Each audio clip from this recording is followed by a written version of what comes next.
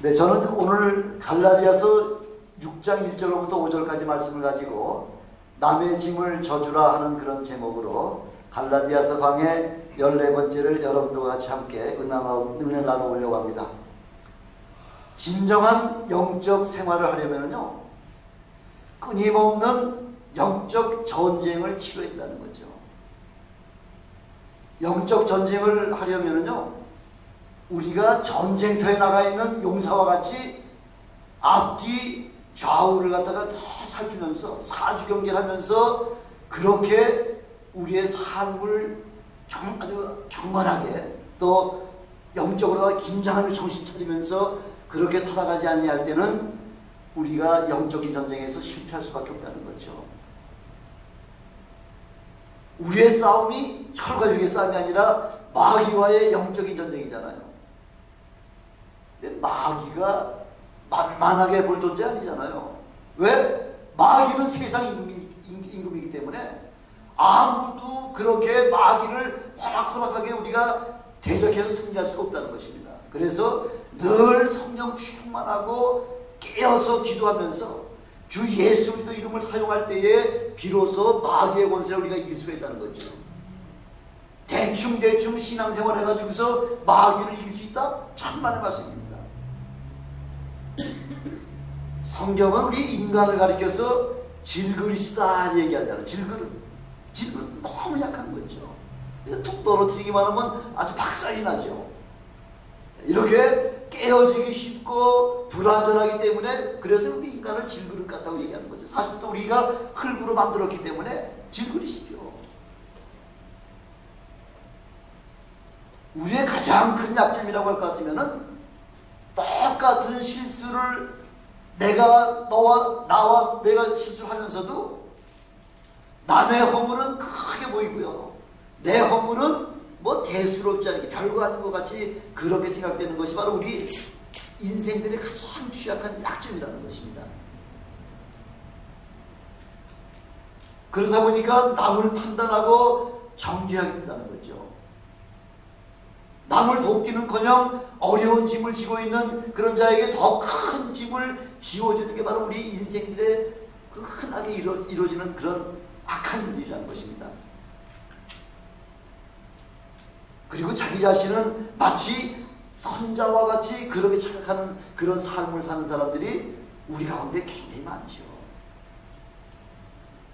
오늘 본문은 신령한 성도들이 해야 할 일들을 말씀하고 있지 않습니까? 그래서 첫째 1절에 보니까 범죄한 자를 온유한 심령으로 잡아주라 이렇게 말씀하고 있잖아요. 우리가 범죄하기 쉬운 문제 중 하나는 남을 비판하거나 정죄하는 것이 바로 우리가 저지를 수 있는 가장 큰 약점이라는 것이죠. 그렇지 않아도 요즘 남 얘기를 얼마나 우리가 좋아합니까? 근데 또 요즘 또 그 남 얘기를 좋아하는 일을 갖다 부추기기 위해서 또 인터넷이라고 하는 그 매체를 통해 가지고요, 아주 그냥 멍석 깔아놓고 있죠. 멍석 깔아놓고 마음껏 남 비판하고 남 욕하고 남 저주하고 하는 일들이 그 인터넷을 통해서 얼마나 많이 지금 악플 일들이 지금 번지고 있습니까? 그 악플 때문에 어떤 사람들은 결국 자살하고 말았고요, 또 어떤 사람들은 그 인격을 파괴시키고 인생을 아주 파멸시켜가지고 동영상이라고 하는 찍어가지고서 그냥 온 세상 만방에다가 그 아주 광고를 내놓고 나니까, 그러니까 도저히 살 수 있는 그런 영체능이 뭐 할 수 없어가지고서 외국에다가 이민 가는 역사가 얼마 전에도 뭐 있다고 한번 그 신문에 나온 걸 제가 봤습니다. 이렇게 남을 판단하고 남을 비판하고 남을 정죄하게 하는 것 때문에 우리 사람들이 살기가 참 어렵고 힘들다는 거죠. 그래서 마태복음 7장 1절에서 2절까지 보면 우리 산상수훈에서 우리 예수님께서 우리에게 뭐라고 말씀하셨냐면요, 비판을 받지 아니하려거든 비판하지 말라 이렇게 말씀하고 있잖아요. 너희의 비판하는 그 비판으로 너희가 비판을 받을 것이라고 그렇게 말씀하고 있잖아요. 비판하면은 결국은 그 비판이 다시 내게로 돌아온다는 것이죠. 최근에 낙곰수라고 하는 그런 인터넷 방송을 통해서 계속해서 남을 욕하고 남을 비난하고 남을 싣고 뭐 이래가지고 그 온갖 못된 짓을 하는 그런 사람들이 국회의원으로 또 나오겠다고 하다가 뭐 여지없이 떨어졌을 뿐만 아니라 또 그것 때문에 지금 재판에 지금 계류 중에 있는 그런 사람들도 있는 것을 우리가 보고 있지 않습니까? 남 욕하는 사람이 결국은 그 욕이 자기에게 들어온다는 거죠. 한자에 보면은 침소봉대라고 하는 그런 한자가 있잖아요.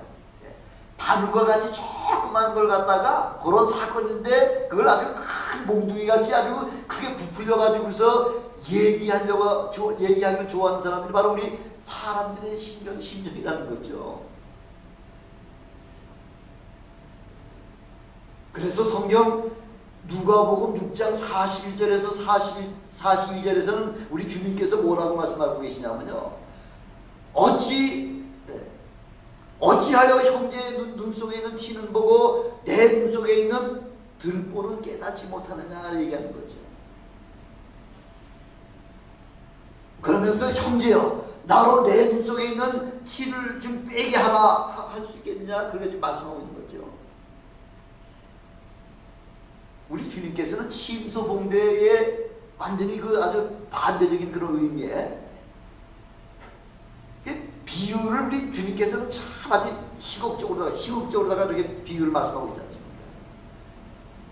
내 눈 속에 있는 자기 속에 있는 대들보는 생각하지 않냐고 남 속에 있는 그 티끌 하나 그거 때문에 그거를 흠을 잡으려고 하는 것이 바로 그게 인생들의 그 마음이라고 하는 것을 우리 주님께서 그렇게 표현하고 계시는 거죠.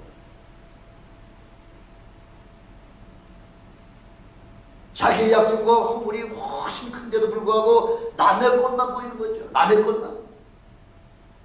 요즘 한국 정치판에서 날마다 이슈가 되고 있는 그런 사건들 있잖아요. 어떤 거예요? 남의 허물에 대해서 심소봉대하는 자가 자신의 엄청난 범죄에 대해서는 별거 아니라는 거죠. 총체적 부정이라고 할 것 같으면은 그래도 부정을 한 70% 내지 한 50% 정도 부정을 해야지 그래야지 그 잘못이지. 내가 한 조금 뭐 잘못을 했기로서니 그게 뭐 큰 대수냐.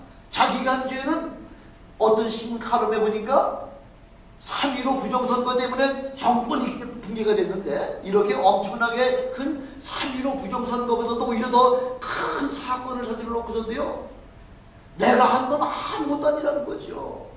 아니 그까지 그 결과 가지고서 사람을 뭐 끌어내리려고 하는 것이냐? 사람이 잘못을 저질렀으면 좀 미안하고 양심에 가책이 되는 그런 마음을 가지고 있지 않으면 좀 사과하는 그런 마음이 있어야 되는데 사과? 미안한 것 이런 거 전혀 개의치 않냐고 오히려 여유 있게 웃어가면서요 아주 당당하게 말하는 그게 천면피죠. 천면피. 요즘 그런 생태가 뭐 그 한 사람뿐만 아니라 한국의 여러 아주 돌아가는 그 판도가 그렇게 웬만한 그런 죄악이나 웬만한 범죄는 아예 범죄 취급으로 생각도 안 한다는 거죠. 그렇게 무뎌졌다는 거죠. 그래서 신령한 너희는 오늘 그렇게 말씀하고 있죠. 온유한 심령으로 그런 자를 바로 잡아주라. 그것이 우리에게 분부하고 계시는 거죠. 온유한 심령이라는 게 어떤 겁니까? 상대방의 아픈 상처를 감싸주기도 하고요. 또 상대방의 수치를 덮어주는 그런 아량이 있는 것이 바로 그게 온유한 심령이라는 거죠. 그러나 종종 상대방의 약점을 찾아가지고서 그래서 상한 심령을 더 파헤치기도 하고 더 찢어 발견버려가지고 다시는 더 이상 재기하지 못하게 하고요. 다시는 일어나지도 못하게 하는 그런 일들을 자행하면서 자신은 완벽한 것을 갖다가 그렇게 자랑하려고 하는 것이 바로 그게 요즘의 세태라는 것입니다. 왜? 온유함이 없기 때문에. 어떻게 하든지 요즘의 세상은 남을 죽여야지만 내가 살아날 수 있다고 하는 그런 아주 약육강식의 그런 삶을 살고 있기 때문에 어떻게든지 남의 약점을 뒤져내가지고 그걸 찾아내가지고 그 사람을 결국 멸망을 시켜야지만 속이 시원한 그런 세대가 됐다는 거죠. 우리가 지난주에는 성령의 열매에 대해서 우리가 상고를 해봤는데, 온유한 자는 하나님께서 뭘 주신다 그랬어요? 땅을 기업으로 주신다 그랬잖아요. 땅을. 온유한 자는. 그래서 어떤 분이 아주 재미있는 표현을 갖다가 이렇게 한 걸 제가 읽어봤는데, 사람들의 얼굴을 보면요, 눈이 앞으로 향해져 있잖아요. 또 귀를 보면 귀의 모든 소리를 앞에서 다 들을 수 있도록 귀가 이렇게 생겼잖아요. 눈으로 보고 귀로 듣는 건 듣자마자 막바로 뭐 하는 거죠? 입으로다 혀로다가 그냥 사람들을 그 허물을 그냥 파내고 그렇게 허물을 꼬잡고 온갖 그런 일들을 갖다 행하는 것이 바로 그게 사람의 본질이라는 거죠.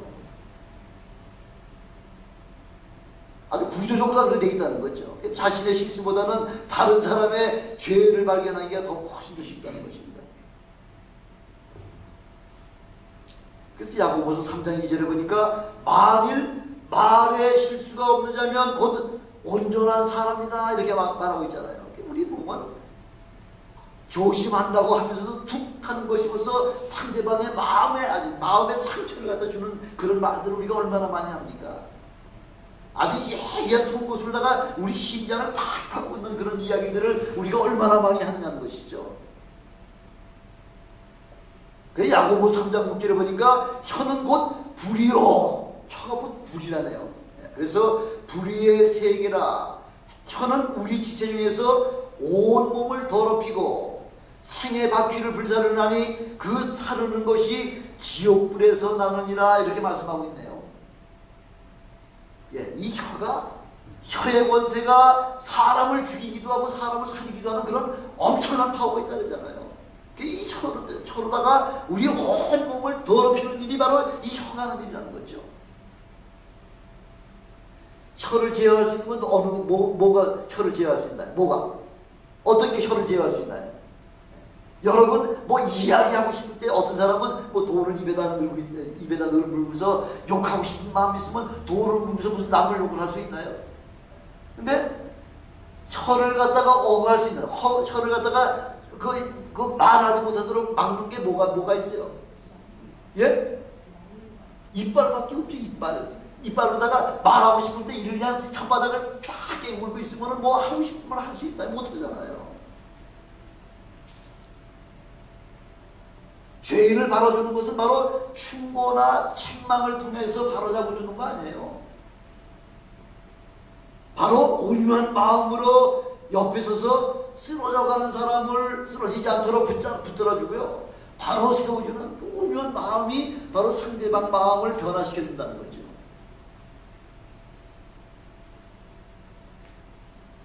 말 한마디로 상대방을 힘들게 하는 것이 아니라 오히려 내가 힘을 들여서 바로 상대방을 바로 세워주는 것이 바로 그것이 우리 온유한 사람이 해야 될 바로 성령의 사람이 해야 될 것이라는 것이죠.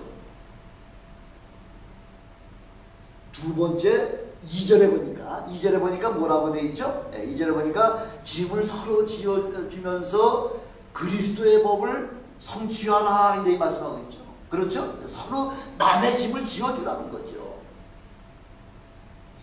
아마 여러분들 일생 가운데 가장 기억에 남는 그런 사람을 한번 꼽아보라면 어떤 사람을 꼽을 수가 있겠습니까? 모르긴 몰라도 내 인생에 가장 어렵고 힘들 때에 그때 나에게 힘이 되어준 사람, 이 사람은 아마 결코 잊지 못할 겁니다. 그렇죠? 그런 사람이 잊지 못하죠. 마태복음 25장 35절로 36절에 보니까 어떻게 우리 주님께서 말씀하고 계시냐면요. 어떨 때 우리를 도와주는 게 제일 최고냐면요.